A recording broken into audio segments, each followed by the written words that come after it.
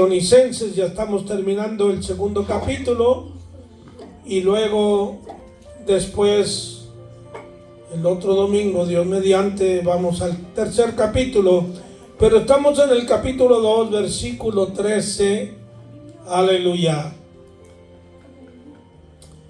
Dice el apóstol a los hermanos de Tesalónica: pero nosotros debemos dar siempre gracias a Dios respecto a vosotros, hermanos amados por el Señor, de que Dios os haya escogido desde el principio para salvación mediante la santificación por el Espíritu y la fe en la verdad. Consideremos estas palabras. Nosotros, dice Pablo, que los evangelizamos, que les predicamos, que les enseñamos, debemos dar gracias a Dios por ustedes. Recuerdo una vez allá en Chicago, hubo un servicio de aniversario en una iglesia. Yo a veces visitaba la iglesia y hubo mucha gente. Trajeron los jefes del concilio, ¿verdad? Predicadores prominentes, muy buenos. Y había quienes participaban, ¿verdad?, en el servicio de una forma u otra.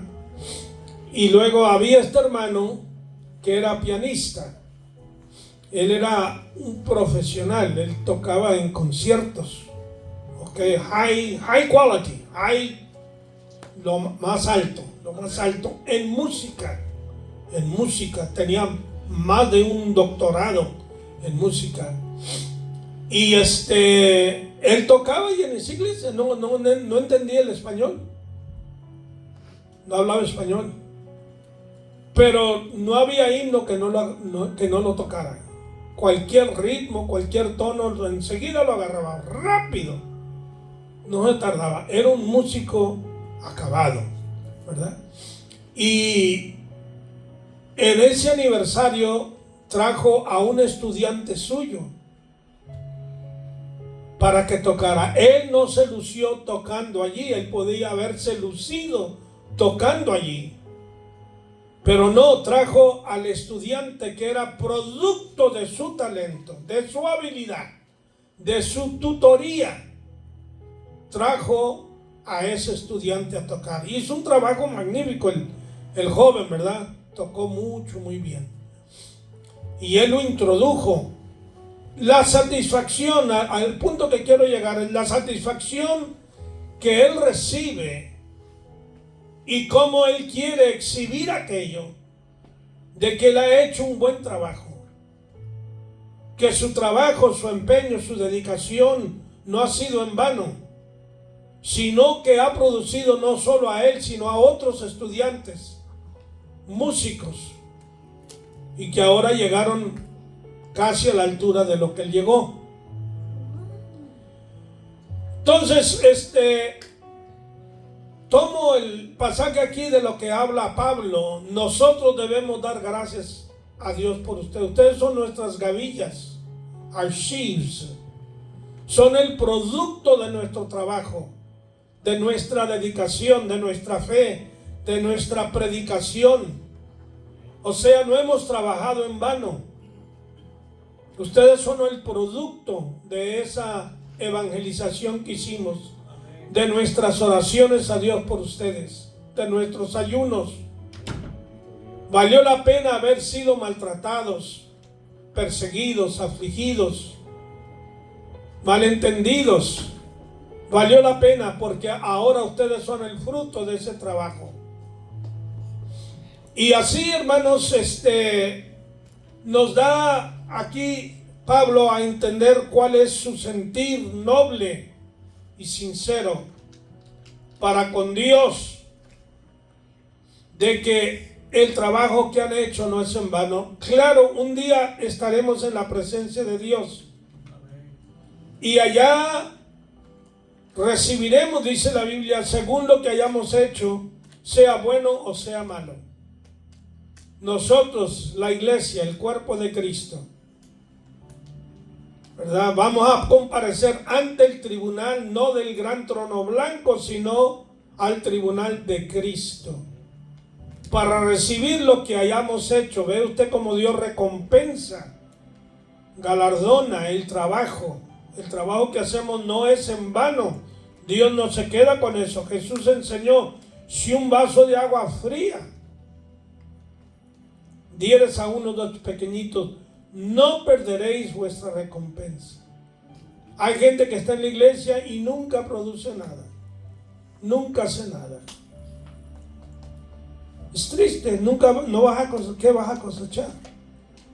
Pero si tú trabajas, tú haces, tú siembras.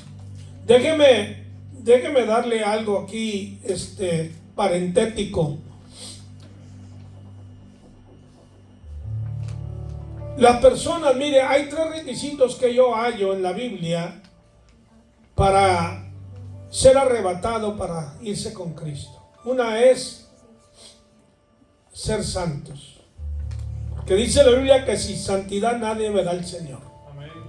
Hay que apartarnos vicios, malos hábitos, malas costumbres, malas palabras, malos pensamientos. Esas cosas vienen, hermanos, como vuelan los pájaros. Nosotros tenemos que resistir, que rechazar aquello. ¿Estamos de acuerdo en eso? Ok. La otra cosa es que Jesús dijo: si vosotros no sabéis perdonar las ofensas a tu prójimo, tampoco yo os perdonaré. Y yo tengo que perdonar. Yo tenía a mi abuelita, madre de mi madre. Ella había tenido 6 hijos, 2 varones y 4 mujeres. Y una de ellas se fue de la casa cuando estaba muchachita, 17, 18 años por ahí, con un muchacho que mi abuela no quería. Entonces mi abuela, hermanos, la destituyó como de que fuera hija suya. Mi tía iba en el Día de las Madres llevándole flores, tarjetas, llorándole, pidiendo perdón. Y mi abuela se hacía dura, rompía aquellas tarjetas, no recibía las flores. Y nadie en la casa le podía hablar a ella de su hija, o reconvenirle y decirle perdona, nada. Ese tema no lo podía tocar nadie, ni mi padre, que era pastor, que era yerno suyo, y que ella respetaba tanto. Siempre le hablaba de usted a mi padre, ella. Pero yo, estando predicando en Bronzeville, un día ahí, porque ella vivía en Matamoros, ahí en la frontera, el Señor me dio un sueño. Y en ese sueño el Señor me habló y me dio palabra para ella. Y yo fui el día siguiente y estaba muchacho, yo estaba joven, todavía no me casaba. Y ya ve, cuando uno está joven es muy atrevido. Y fui y le hablé con respeto, pero le hablé muy directamente. Le dije: usted no es mejor que Dios. Dios es absolutamente santo, Él nunca ha fallado. Dios nunca ha pecado y perdona al más vil pecador. ¿Quién es usted para condenar a su hija y no perdonarla? Usted es pecadora como yo, como todos. Cometemos errores, cometemos mal. Aún sin quererlo, a veces lo metemos la pata, como luego decimos. Y Dios, que está santo, tan puro, y que a Él nada se le escapa, Él perdona. ¿Y usted no puede perdonar? Y me oyó, oiga, la viejita. Me oyó.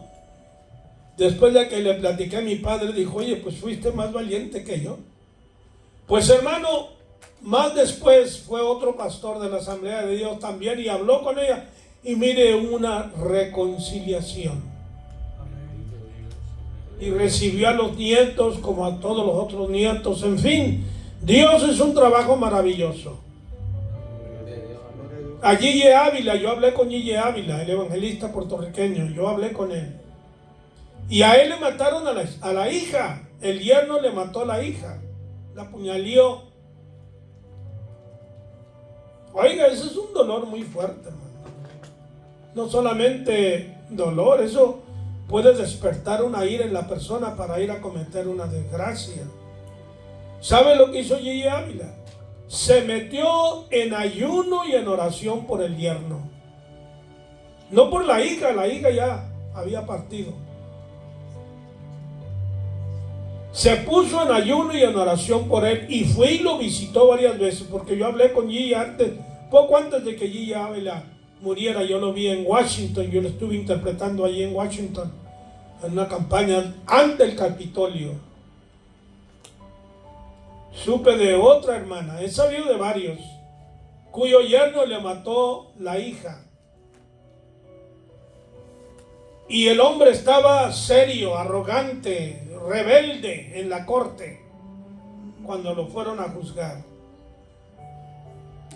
Y el Señor le habló a la madre de la difunta y le dijo: ve y dile que yo lo amo y yo lo perdono, y tú dile lo mismo de tu parte.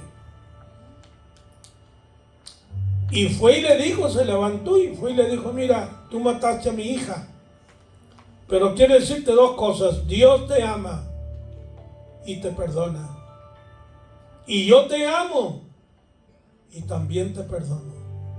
Allí, hermanos, el hombre se quebrantó en llanto, como un niño llorando. Aleluya.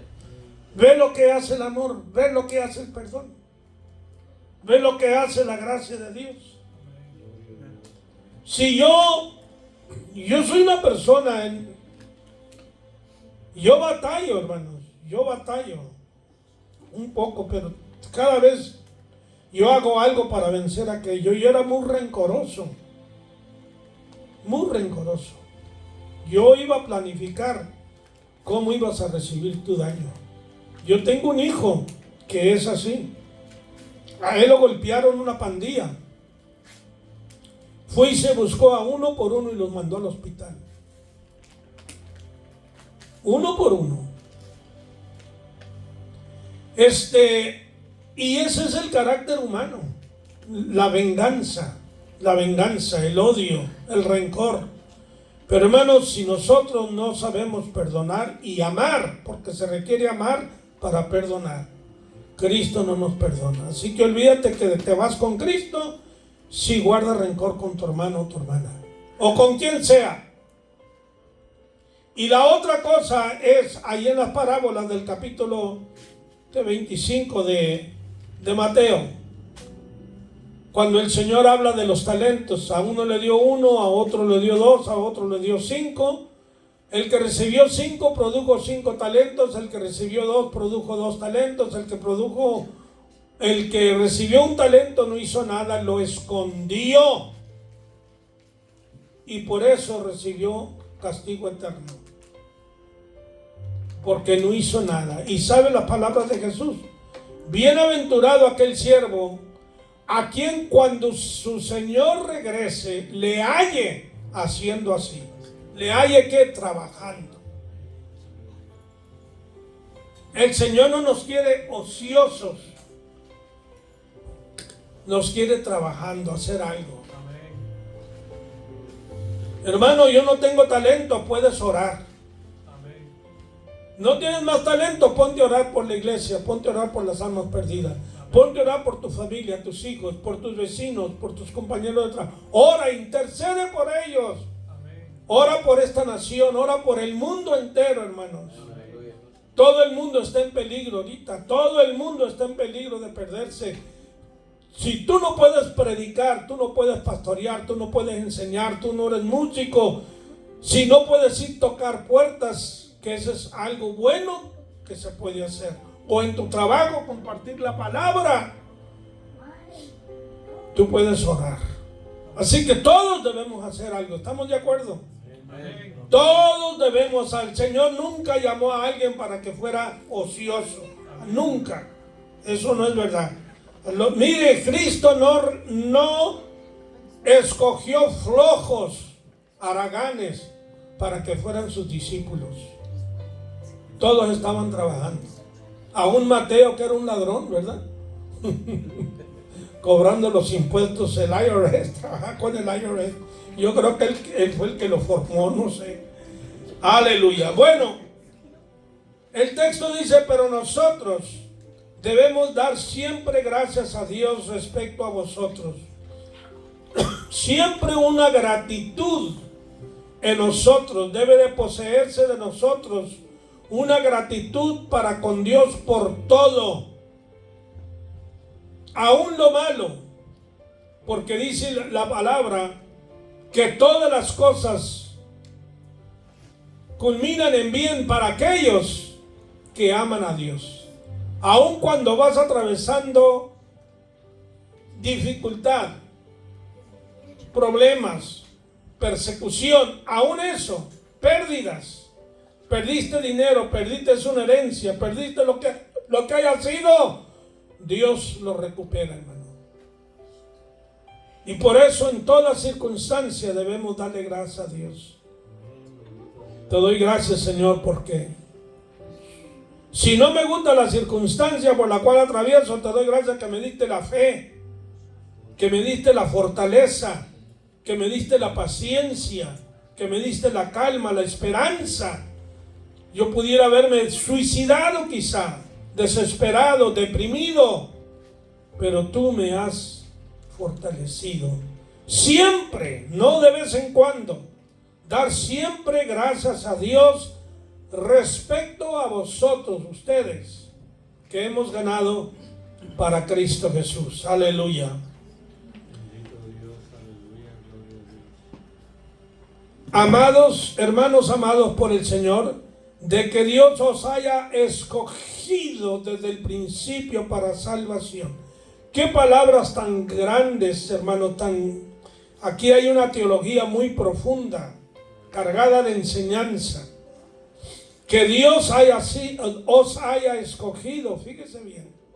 No fueron los ángeles que te escogieron, no fueron tus padres que te escogieron. Fue Dios que te conoció antes de la fundación del mundo. Me dijo un hermano aquí en Texas, ahí en Fort Worth, cerca de Dallas, que el Señor le habló un día, recién convertido. Dijo, mira, yo te conocí a ti desde antes que tú nacieras. Toda tu vida yo ya la conozco. ¿Con quién te ibas a casar? Todo eso, cuántos hijos ibas a tener, todo eso te dijo el Señor. Yo ya lo había planificado. Wow. Dios diseña, Dios no hace algo por exigencia, Dios no hace algo por presión, Dios no hace algo por antojo. Dios no hace algo, como dicen en inglés, an afterthought act, un acto, ¿verdad?, que lo pienso después. ¿Qué hacer ahora? ¿Qué voy a hacer? Cuando el hombre pecó, ¿tú crees que Dios se rascó la cabeza y dijo, ¿y ahora qué hago con esto? Con esta pareja, ¿qué hago? Ya arruinó todo, la Tony aquí. ¿Qué voy a hacer con él? No. Ya Dios tenía todo planificado. Voy a dar a mi hijo. Yo sé que el hombre me va a traicionar. Es pérfido, es débil, es traidor. ¿Quién conoce el corazón del hombre? Dice Dios. Yo. Él lo conoce. Pero Dios ya anticipadamente ofreció a su hijo antes de la fundación del mundo. Qué tremendo, ¿no? Y nos escogió a nosotros. Nos ha escogido desde el principio. La palabra habla bastante en cuanto al escogimiento. ¿Hay alguien que quiera dar un pensamiento, tenga alguna cita bíblica que quiera hablar sobre esto? Yo tengo aquí material, pero quiero dar oportunidad a ustedes también. Aleluya. Sí, mi hermano. Siempre me da una de las cosas que siempre a mí, no sé, como que es muy profundo, como usted está diciendo esto, ¿verdad? De que Dios nos haya escogido desde el principio. En Efesios 1:4 dice que nos escogió desde antes de la fundación del mundo. Amén. O sea, es algo algo grande, como está diciendo, no algo para meditar profundamente, y aún así no llega uno a entender cómo fue que pasó eso, cómo es que Dios hace eso. O sea, a mí, no sé si es que todavía no he logrado, ¿verdad?, llegar a entender esa grandeza, eso, ¿entiendes? Porque dice que Él nos escogió desde antes de la fundación del mundo. O sea, nosotros ni siquiera no existía si dice antes de la fundación del mundo, es porque supongo que no existía nada, o sea, no había creado todavía nada, no había. Entonces, por esa razón es que yo le digo que no, algo que, como dicen, para volarle la cabeza a uno, como dicen, sí. Ahí está Efesios 1:4, dice, según nos escogió en Él, en Cristo, antes de la fundación del mundo, para que fuésemos, ¿qué? Santos. ¿O nos escogió para el pecado? Ser santos. Fíjate cómo dice esto, nos escogió para que fuésemos santos. O sea, tu corazón, tu alma, tu espíritu, esa chispa que tienes de la divinidad, del Espíritu de Dios, tu cuerpo, tu mente, tu manera de pensar, todo fue diseñado, todo tu ADN fue diseñado para que conocieras a Dios. El hombre no fue diseñado para el pecado. Esa es una normalidad. El pecado es una anormalidad. Es un fenómeno. Es antinatural, es destructivo. El hombre halla la paz, la felicidad, la salud, el gozo, el placer, lo haya sirviendo a Dios. Amén. Porque fuimos hechos para eso. Déjame ilustrarte algo. ¿Con qué caminas tú? ¿Con qué parte de tu cuerpo caminas? Con los pies. Pues ¿sabes tú que hay gente que puede caminar con las manos? ¿No los han visto? Levantan los pies para arriba y caminan por las manos. ¿Qué tanto pueden caminar así? No mucho, ¿verdad? ¿Por qué? Porque las manos no fueron diseñadas para caminar. Los brazos no fueron diseñados, las piernas fueron diseñadas para eso. Úsalas como deben de ser y la vida va a ser más fácil. ¿Quieres caminar con las patas para arriba? Pues vas a batallar, es un fenómeno, es una normalidad. La misma cosa es con el pecado, mi hermano. El hombre vive con el pecado, con los vicios, con los malos hábitos. Esos te destruyen en toda forma, mentalmente, emocionalmente, con tu familia, con la sociedad. Te conviertes, aunque no quieras, en un fenómeno, en a freak. You turn into a freak, un fenómeno, algo raro. Porque Dios no te diseñó para eso. Dios diseñó al hombre para que le amara y le sirviera. Y ahí se halla la paz. Ahora Satanás trata de sacarnos de allí, ¿me estás entendiendo? Nos quiere convertir en fenómenos anormales. Él no quiere que tú seas una persona normal, que tengas una relación con Dios, que vivas en paz, que tengas familia, que seas feliz. El diablo no quiere, el diablo está peleándote día y noche por eso. Pelea con tu carácter. Dios no te hizo para que fueras iracundo. Ese es el diablo, hermano. Yo tenía un espíritu de ira una vez en un servicio. Un hermano me sacó, el predicador. Dijo, a este hermano, dijo, lo persigue un espíritu de ira. Pues era verdad, ¿para dónde me hacía? Endemoniado siempre, hermano. ¡Qué infelicidad eso! Esa es una infelicidad. La persona no tiene paz, no tiene felicidad y no puede congeniar con nadie. Con todo el mundo se endemonia, se enoja. Con la mujer, con el esposo, con los hijos, con los padres, con los hermanos, con los vecinos, oiga, con los colegas de trabajo. Ay, Señor. ¿Qué dice la palabra? Que Él nos escogió antes. Aleluya. Miren lo que dice Efesios 3. Vamos a Efesios 3. versículo 9, aleluya, dice así: y de aclarar a todos cuál sea la dispensación del misterio escondido desde los siglos en Dios, que crió todas las cosas, a ti y a mí también, para que la multiforme sabiduría de Dios sea ahora dada a conocer por medio de la iglesia los principados y potestades en los lugares celestiales, conforme al propósito eterno que hizo en Cristo Jesús nuestro Señor. Gloria a Cristo. Todo viene y es procesado a través de la persona del Espíritu Santo, del Señor Jesús. Todo tiene que ser procesado por Él. Aleluya. El propósito eterno que hizo en Cristo Jesús nuestro Señor. La multiforme sabiduría de Dios se despliega, se exhibe en la creación, en toda la creación, pero la creación suprema, lo máximo que Dios ha creado es al ser humano. Cualquier científico te dice de las maravillas de los astros, de la tierra, de qué está compuesto los minerales que hay en la tierra. Son, creo que como 19.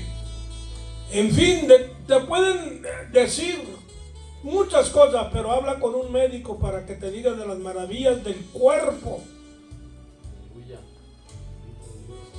Eso es grande, mayor que los astros, mayor que el universo. Pero aún hay algo mayor que el cuerpo, es el espíritu y el alma de la persona, que es hecho a imagen y semejanza del Dios Todopoderoso. ¡Wow! ¡Qué tremendo! ¡Qué diseño tan bello! Tan grande, tan indescriptiblemente hermoso.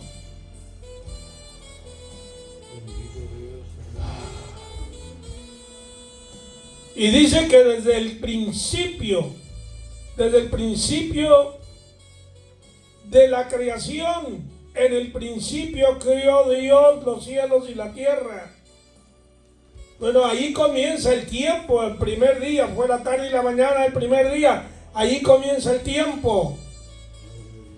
Pero Juan, el evangelista Juan, dice: en el principio era el verbo. El verbo era con Dios y el verbo era Dios, Jesucristo. El verbo, la palabra en acción, porque gramaticalmente el verbo es aquella palabra que denota acción o un estado, state of being. Y Cristo no es una palabra hueca, es la palabra que está activa, que está trabajando. Dice que en el principio el Espíritu de Dios se movía sobre la superficie de las aguas. Se movía, está activo el Espíritu. Y el Verbo siempre ha estado activo. Aleluya. Nos ha escogido desde el principio, ¿para qué? Para salvación. Allí donde hay un poco de problema con el calvinismo y el arminianismo. El calvinista cree que Dios diseñó todo, y sí lo diseñó.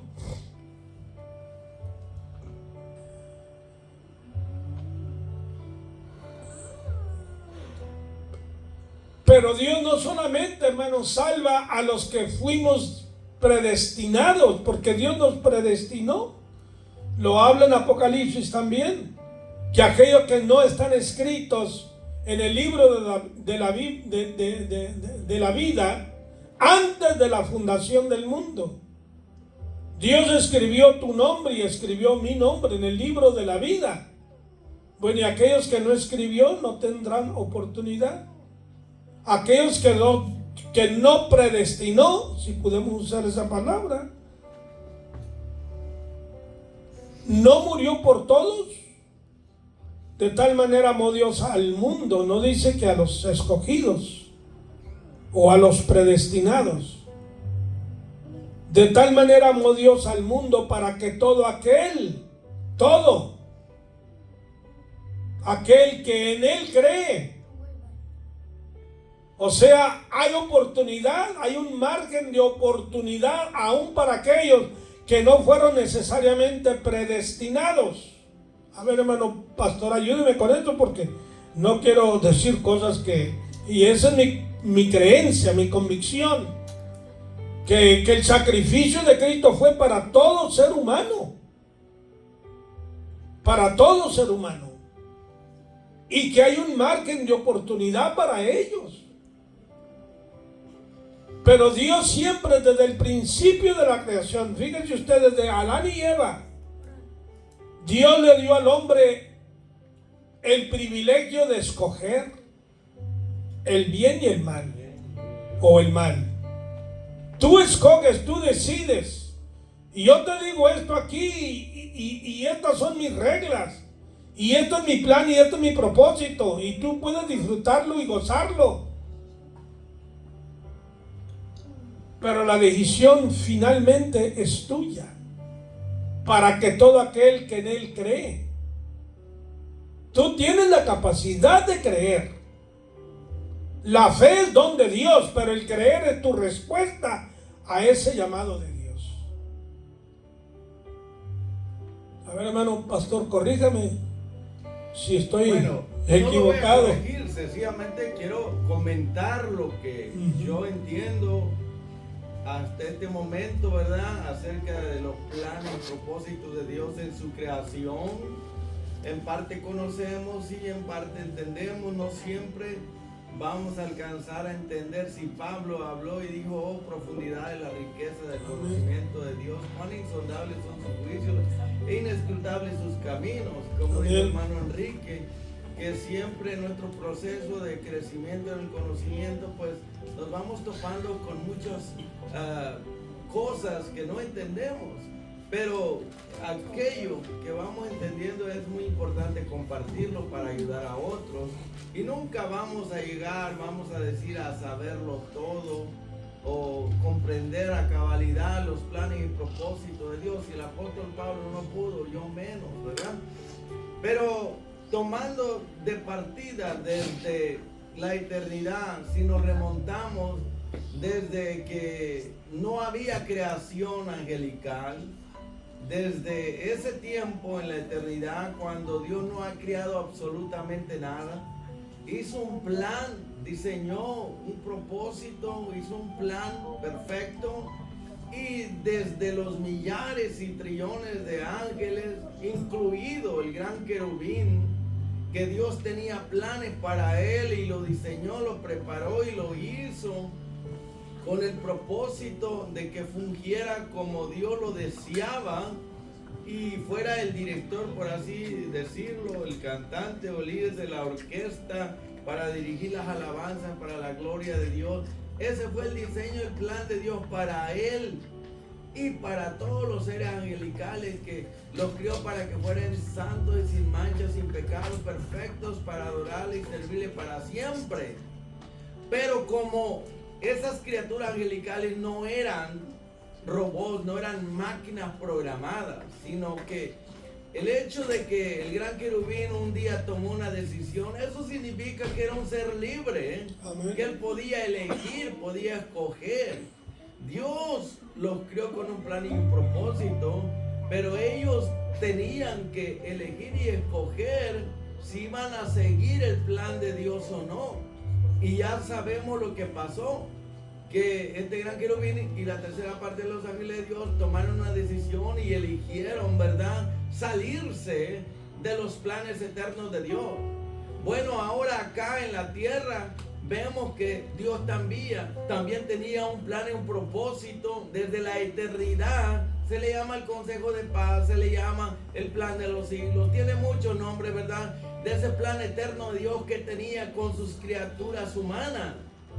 Pero vemos que también Dios crió al ser humano con la libertad de elegir, de escoger. Claro, el plan eterno de Dios nos escogió desde antes de la creación del mundo. Él hizo planes eternos y eso es lo que Él quería. Pero estaba todo, vamos a decir, condicionado a la voluntad también de los seres que Él creó.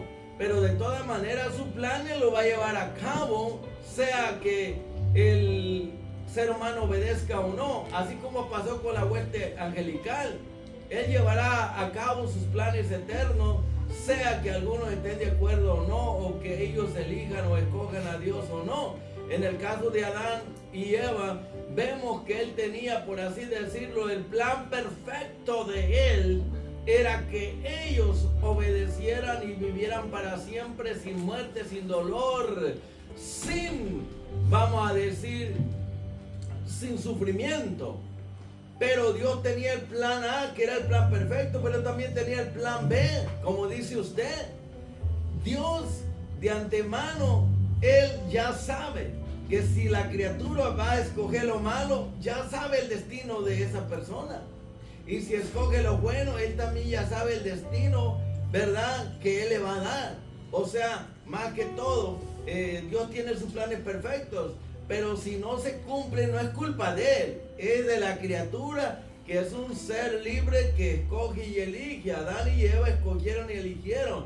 Pero Dios no se rascó la cabeza diciendo, y ahora que lo han arruinado todo, arruinaron mis planes, sí, arruinaron el plan perfecto de Dios. Pero esto quiere decir que Dios es Dios y Él tenía un plan para restaurar ese plan perfecto. Y ese plan era el plan de la redención. O sea que Dios nunca pierde. Los que pierden son las criaturas cuando eligen mal, ¿verdad? Y en este caso vemos que ya Dios lo había planificado todo y tenía sus planes y propósitos. Y le dio la libertad a la hueste angelical, también a los seres humanos, para que eligieran y escogieran si querían vivir con Él o no. Entonces nosotros estamos opuestos a la doctrina calvinista, que es la doctrina de la predestinación, que dice, bueno, salvo una vez y salvo para siempre. Mentira del diablo. Dice, ¿para qué vamos a predicar el evangelio si ya todos están destinados, unos para el cielo y otros para el infierno? Pero eso es falso. El hecho que Dios hizo planes perfectos no quiere decir que sus criaturas no puedan arruinarlo. Y si lo arruina no quiere decir que Dios no tenga un plan B para restaurar a los que quieran ser restaurados, como lo vemos siempre, ¿verdad? Entonces no creemos en la predestinación, porque eso nos estorba para predicar el evangelio, para que se le dé la oportunidad a todo ser humano. Porque si ya Dios predestinó a unos para la condenación, para el infierno, a otros para el cielo, entonces, ¿qué sentido tendría para nosotros la iglesia estar aquí, verdad? ¿Y qué sentido tendría entonces la muerte de Cristo? Que dice que todo aquel que cree, pero el que no cree, ¿qué pasa? ¿Dónde va a ir? Alguien tiene que contarle, anunciarles de que Dios está dando la oportunidad. Si quieren tener vida eterna, pues arrepentirse y creer en Jesucristo. Pero si lo rechazan, es incrédulo al Hijo, no creen en Él, pues dice, ya está condenado, hermano. Entonces quiere decir que los planes de Dios son perfectos, pero sus criaturas los pueden arruinar. Pero su plan perfecto lo va a llevar a cabo de una u otra manera, porque Él puede restaurar todas las cosas y dar oportunidad. Él ya dijo que mientras tengamos vida hay esperanza de ir al cielo. Y si no aprovechamos, ¿verdad?, esa oportunidad y morimos en pecado, nos perderemos para siempre. Pero esto no quiere decir que es culpa de Dios. No, Dios no manda a nadie al infierno ni al cielo. Eso es algo, Dios ya lo hizo todo. Ahora depende del ser humano, de la elección que haga. Dice aquí que Dios nos escogió desde el principio, desde la eternidad, para salvación. Él no nos escogió para condenación, nos escogió para salvación. Pero ahora depende. Los tesalonicenses, ellos aceptaron la elección de Dios. Dios les escogió y ellos aceptaron el plan de Dios. Pero aquellos que rechazan el plan de Dios, aunque Dios los escogió y Él quiere que todos sean salvos, pero no todos quieren ser salvos. Entonces, ¿qué va a hacer Dios? Bueno, el plan perfecto de Él es que Él quiere, ¿verdad? Un pueblo para sí mismo, alguien que lo adore y que lo glorifique por la eternidad. Pero quien no lo quiera, como Lucifer y sus ángeles que le siguieron, así todos los pecadores van a perder esta oportunidad que Dios está ofreciendo, porque Dios no manda a nadie a la gloria ni al infierno. Somos nosotros los que escogemos ir al cielo o ir al infierno. ¿Cómo? Con ya las bases establecidas por Dios. Si te arrepientes, cree en Jesús, vives para Él, por supuesto, como dijo usted, en santidad, pues entonces vas a ir a la gloria. Pero si no te arrepientes, no crees en Jesús, mueres en pecado, pues entonces ya hay un destino de tormento, ¿verdad? Ya hecho para el diablo y sus ángeles y los pecadores. Sí, la creencia del llamamiento o la elección irresistible es uno de los 5 puntos calvinistas que ellos presentan. Si Dios te llamó, te escogió, tú no puedes resistir. Pues sí puede la persona. Dios te va a llevar va a trabajar contigo, con tus sentimientos, con tus emociones, con tu mente, con tu corazón, para salvarte, para persuadirte, para llamar, para redimirte. Pero finalmente la decisión está en el ser humano. Eso es lo que yo veo en todas las escrituras, aún con los discípulos. ¿Queréis vosotros iros también? Les digo Jesús a sus discípulos. ¿Se quieren ir ustedes? Se fueron los 70, ¿tú te quieres ir? ¿Qué dijo Pedro? Señor, solamente tú tienes palabras de vida eterna. ¿A quién? No hay otra alternativa. Si vamos a otro nos perdemos. La única alternativa eres tú. No me suelto de ti. Qué bueno que Dios nos da esa iluminación, esa revelación. Bienaventurado eres tú, Simón, hijo de Jonás, porque no te lo reveló carne ni sangre, sino mi Padre que está en los cielos. El Espíritu Santo nos revela, nos ilumina, nos lleva a entender con mayor plenitud el propósito y plan de Dios, que es eterno. Dios no nos salva, hermanos, para una salvación de 10, 20 años. No, es una salvación para eternamente. Ya la provisión, ya todo está pagado. ¿Estamos de acuerdo? El ticket no está pagado un 10 o 20 o 50 o 90%. Está 100% pagado. Tú te subes a la barca y vámonos al cruise. ¿Ah? No te subes, ya es cosa tuya, nada. Haz como tú puedas cruzar el río, ¿verdad? Sí, hermano. Amén, hermano. Está muy interesante el tema que estamos aprendiendo, ¿verdad? Muy importantísimo, ¿verdad? De lo que se está hablando, ¿verdad? De que Dios nos conoció, nos predestinó, o sea, como nuestro Señor Jesucristo escogió a sus discípulos, a sus apóstoles, ¿verdad? Él también, el Señor nos escogió desde antes de la fundación del mundo, o sea, somos escogidos por Él para llevar, o sea, enseñar las virtudes, ¿verdad? Que Él nos llama de las tinieblas a su luz admirable, ¿verdad? Porque realmente cómo podemos darnos cuenta por medio de la Escritura lo que dice aquí en el profeta, ¿verdad? Que el Señor le dice al profeta Jeremías que Él lo escogió a Él antes de que naciera. O sea, el ser humano sabemos, ¿verdad?, que está compuesto de 3 en 1, ¿verdad? Antes el Señor ya, el Espíritu ya lo había formado para darlo cuando naciese, que se formase. Entonces, por eso Dios ya nos conocía desde antes, Él nos escogió, como le dice aquí al profeta. Dice así en el capítulo 1 de Jeremías, en el verso 5, dice: antes que te formases, dice, en el vientre te conocí, dice, antes que nacieses te santifiqué, te di por profeta a las naciones. O sea, que Dios ya había formado el espíritu que le iba a dar, iba a poner cuando se formase el cuerpo antes que naciese. O sea, que Dios nos escogió, sí, pero Dios no le toma por sorpresa nada, porque aún a los escogidos pueden ser engañados, pueden perderse, porque Dios no obliga a nadie. Nosotros somos los que tenemos la decisión de servir a Dios, obedecerle para ir a la vida eterna. Pero nos podemos perder si nos desviamos, si no seguimos el plan perfecto de Dios. Por eso el tema que se está hablando es sumamente importantísimo, porque también el salmista dice, ¿verdad? Oh Jehová, tú me has examinado, me has conocido por delante y por detrás. O sea, Él conoce todo. Dice, desde lejos has conocido mi pensamiento. Aún no está la palabra en mi boca o en mi lengua. Dice, tú ya la conoces. O sea, dándonos cuenta que Él conoce.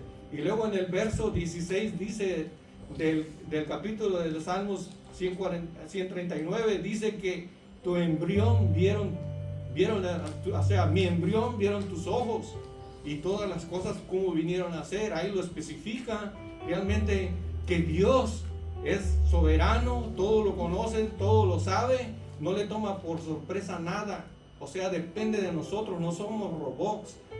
Dios nos ha dado el libre albedrío, que escojamos.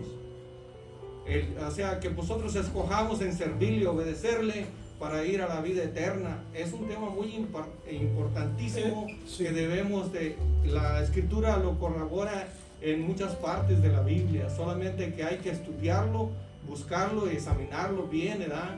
Porque nos pertenece a nosotros hacer nuestra parte, porque Dios ya hizo la parte de Él. O sea, depende ya de nosotros. Sí, gracias, hermano. Ahí, sí, hermano. Quiero leer en Gálatas 1:15. Dice Pablo, pero cuando agradó a Dios, que me apartó desde el vientre de mi madre y me llamó por su gracia, revelar a su Hijo en mí, dice, para que yo le predicase entre los gentiles, no consulté enseguida con carne y sangre. Una pregunta, le quiero preguntar algo. ¿Puede el hombre por sí solo buscar a Dios?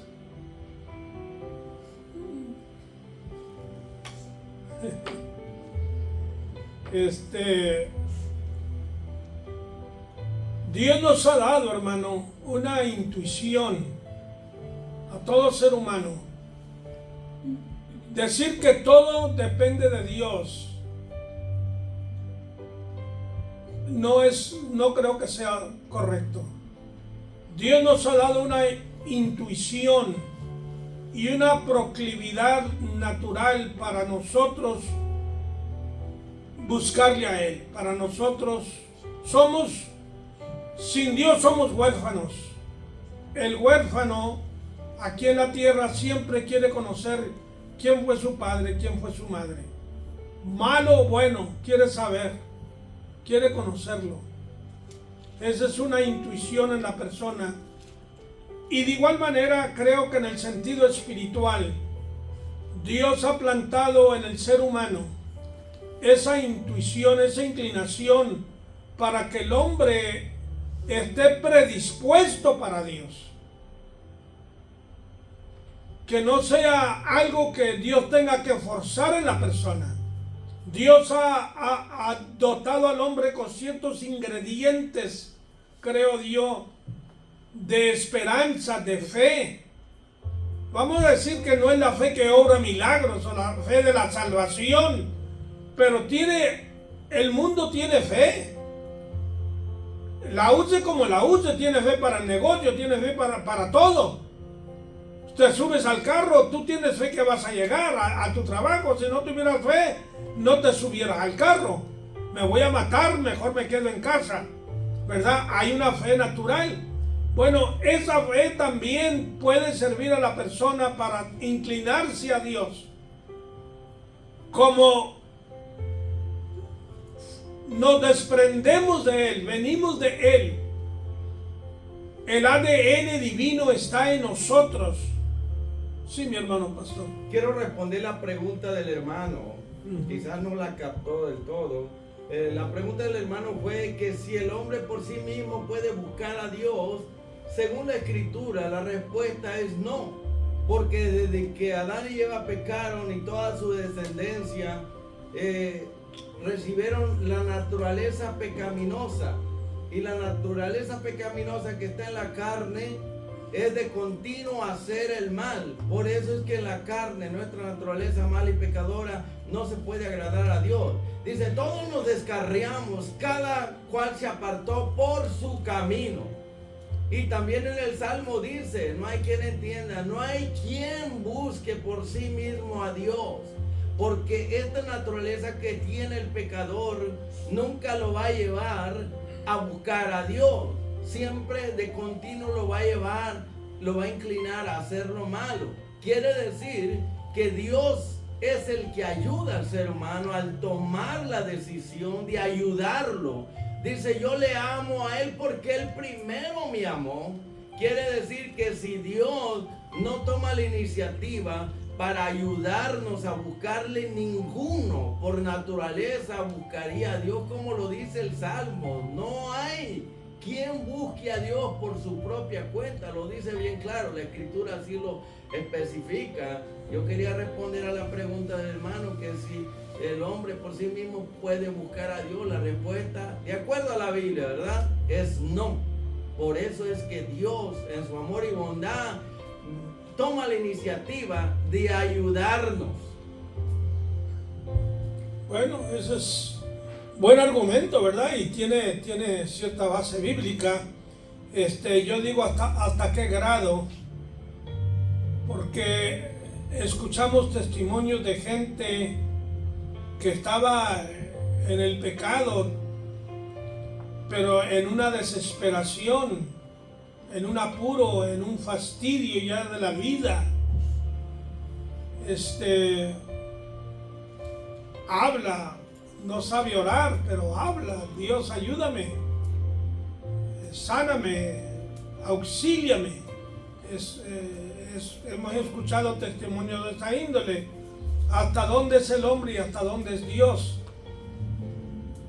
Y por eso creo yo, no sé, que hay algo en el hombre, que si el hombre quiere, el asunto es querer, hallar algo mejor, hallar un auxilio divino.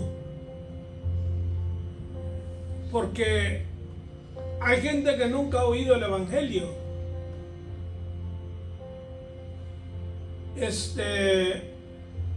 No sabe nada de Jesucristo. Pero en el momento de, como digo, de desesperación, yo he escuchado testimonios de eso, ¿verdad? Y por otra parte, lo que usted dice es una verdad, o sea, tiene base bíblica, que Dios Dios trabaja, yo creo, en todo, porque Dios es omnipresente. Y la gracia de Dios es omnipresente también para trabajar constantemente en el hombre. Ahora, la otra cosa es, sin refutar lo que dice, hermano, no me acuerdo ahorita de las citas donde Dios habla y dice, yo es el que hago, que levanto el bien, yo levanto el mal, y no recuerdo ahorita las citas bíblicas, pero hay varias citas así. Y un hermano me presentaba ese argumento, que lo bueno y lo malo Dios lo hace. Le dije, hermano, entonces el violador de niños Dios lo hizo. Dios lo hizo violador. Esos carteles Dios los hizo. O sea, ¿está Dios en esa obra, en ese trabajo? No creo.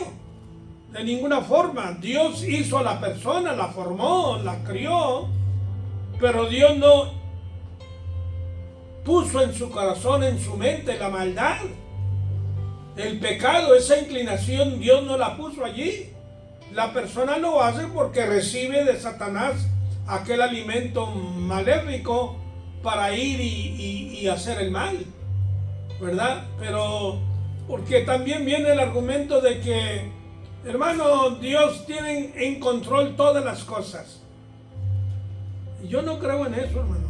El destino final sí, pero nosotros a través de la oración podemos mover montañas. La iglesia a través de la oración del ayuno, especialmente la oración unida, puede frustrar los planes de Satanás, puede postergar muchas cosas.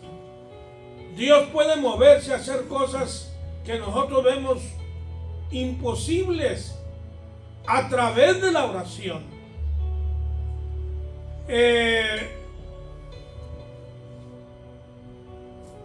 Hay cosas, ¿verdad? Sí, hermano.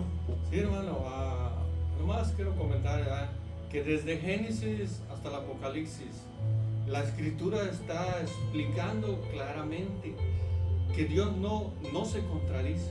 Lo que está escrito en su palabra, 100% cierto. El hombre por sí mismo, carnalmente, no puede buscar o agradar a Dios. Por eso aquí dice en Isaías, dice, todos nos descarriamos, cada quien por su camino. O sea, desde antiguamente, desde un principio, todos se descarriaron, nadie buscó a Dios. ¿Por qué el pueblo de Israel, nomás Dios lo sacaba de apuros y aprietos y luego otra vez a lo mismo se inclinaba a lo mismo? Siempre por voluntad humana, por carnalmente, no puede agradar a Dios el hombre. O sea, No, agradarle no. No puede hacer la voluntad porque realmente Dios está hablando desde un principio. La Escritura nos enseña una y otra y otra y otra, muchas veces hablando en los profetas, en los salmos y en todo, nos está diciendo que el hombre se aparta. Todo el tiempo el hombre se aleja de Dios. Siempre Dios anda buscando al hombre para rescatarlo, para salvarlo. Pero el ser humano, en la naturaleza pecaminosa que vivimos, o sea, es inclinado a hacer siempre de continuo el mal. Era mi comentario, lo que estaba a lo que Sí, está no, escrito. bien hecho, hermano, bien hecho. Entonces la otra pregunta surge: si el hombre no puede, ¿por qué Dios lo hace responsable? Si el hombre no puede buscar a Dios, no puede clamar a Él, no puede creer en Él, ¿por qué Dios lo hace responsable? Porque le ha dado un libre albedrío, que escoja, que quiere. Entonces si escoge, entonces puede escoger. Claro, puede escoger. El diablo no está escogiendo por él, él está escogiendo por sí mismo. Claro, Satanás tiene una influencia poderosísima en aquella persona sin Cristo, eso sí, pero en un grado absoluto decir la persona no puede clamar a Dios, no puede buscar a Dios, no puede creer en Él. Y yo creo, bueno, eso es mi creencia, no sé, que Dios nos ha dado algo en nosotros para que el hombre levante su cabeza y reconozca: hay un ser divino, hay un ser eterno, un ser poderoso.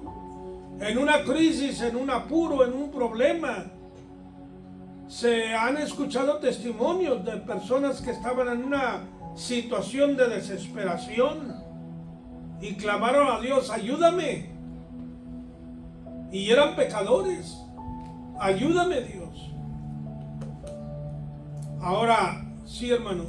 Y eso que usted dice ahí, hermano, ¿usted cree que Dios es el que crea esa o permite esas situaciones para que el hombre pueda reflexionar? Puede ser, claro, puede ser que Dios mismo crea ciertas situaciones.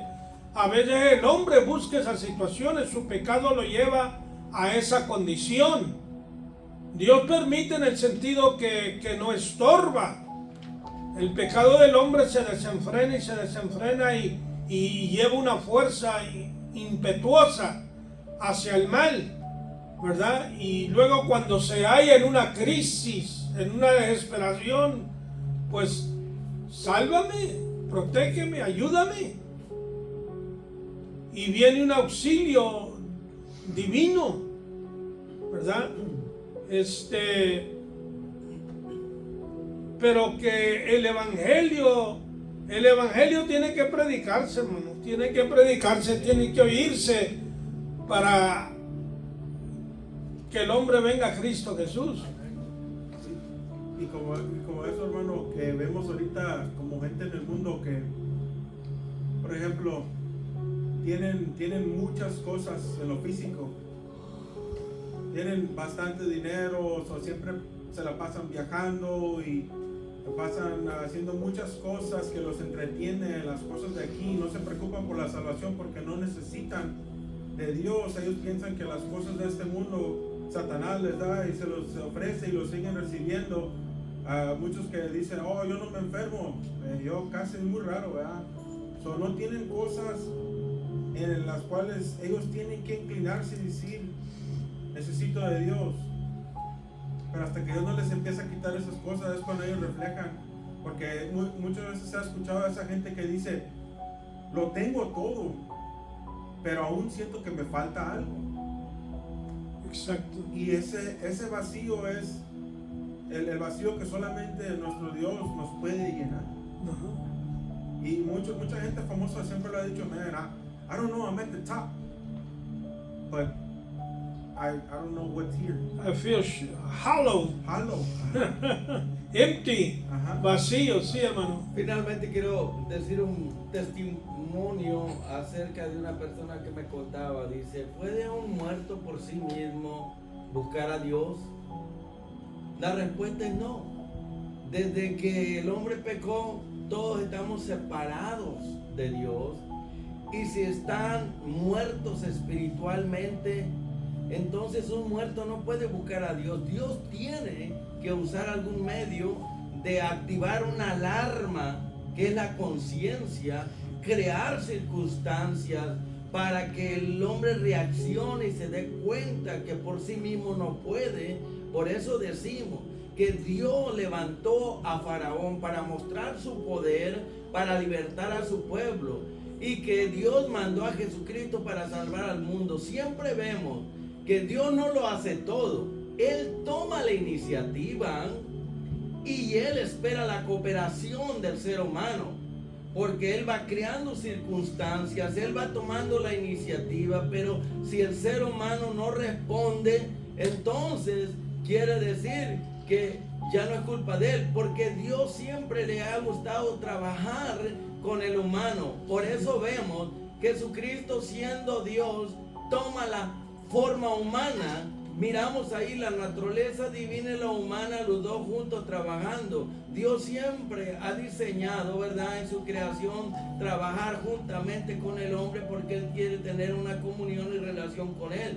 Pero en todas las escrituras vamos a mirar que es Dios el que toma la iniciativa. Dios no lo va a hacer todo. Que Él tiene el control sobre toda su creación, sí. Pero eso no quiere decir que Él va a hacer todo lo que Él quiera. Y también Dios no va a permitir que la naturaleza o el ser humano haga lo que quiera. Todo tiene un límite. Tanto Dios pone límites, leyes, ¿verdad?, para controlarlo. Pero quien tiene el control de todo es Él. Y lo que Él permita se lleva a cabo. Y lo que Él no se lleva a cabo. Si Él dice, a este ya le di 80 años, le di la oportunidad, llega un momento que dice, hasta aquí llegaste. Pero Él es soberano, Él tiene el control de todo, pero permite en esa soberanía, permite que sus criaturas hagan su decisión. Vuelvo otra vez a lo que dije al principio. Dijo este predicador, un muerto puede por sí mismo revivir, volver a la vida. Un muerto puede buscar a Dios. La respuesta es no. Por eso nadie por sí mismo puede buscar a Dios. Es Dios el que toma la iniciativa y hace su parte. Si el ser humano responde a lo que Dios está creando, que es una crisis, una necesidad, una enfermedad, le quita todas las cosas, es Dios el que está trabajando, ayudándole para que reconozca que Él solo por sí mismo no puede. Pero ¿quién toma la iniciativa? ¿Quién hace sonar esa alarma en la conciencia de la persona? Es Dios. Amén. Gracias, hermano. Muy bien dicho, muy bien explicado. Gracias. Bueno, ya para terminar, hermano, versículo 15 dice: así que, hermanos, estad firmes y retened la doctrina que habéis aprendido, sea por palabra o por carta nuestra. La firmeza, la estabilidad, estar sin movernos, no claudicar, no hesitar.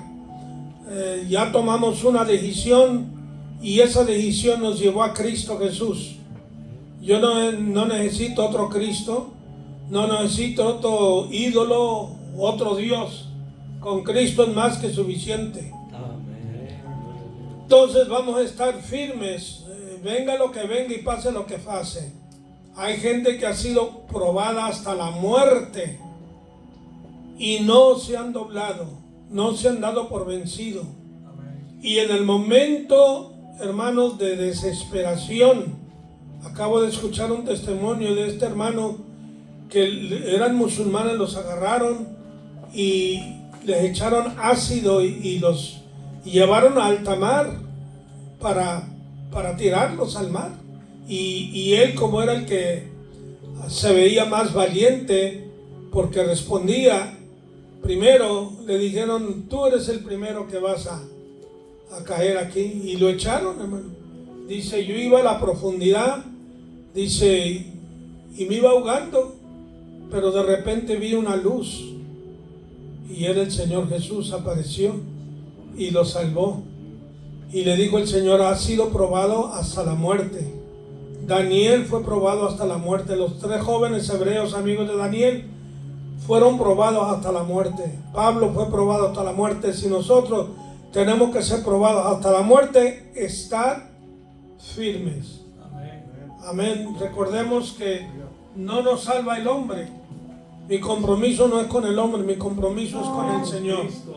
Y yo voy a estar firme para Él porque Él ha sido fiel conmigo. Aleluya. Dios les bendiga, hermanos. Gracias por su tiempo, su atención. Aleluya.